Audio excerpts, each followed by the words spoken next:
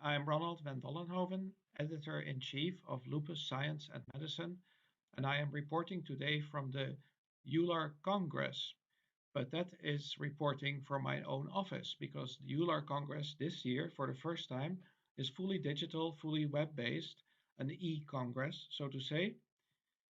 And yet it's a congress full of very exciting science and new discoveries and interesting things.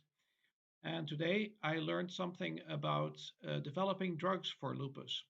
There was a poster tour presentation by Dr. Dominic Hartel from Switzerland, who told us about the development of a new translational in silico indication discovery framework, which is basically a way to try to come up with a new compound that could be effective, in this case for lupus, and that's based purely on calculations and very, very highly advanced algorithms and processing power in the computer in silico.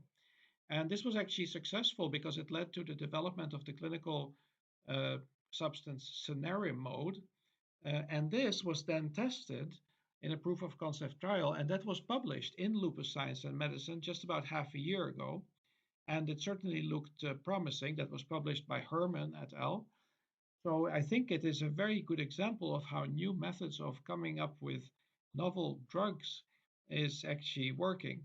And it reminded me of a study that was done many years ago where Emery Grammer and Peter Lipsky looked at drugs that already existed, but for different indications, and asked the question which one could be effective for lupus as well. And they came up with ustekinumab. And the phase 2 trial with ustekinumab that was successful was, of course, also already published.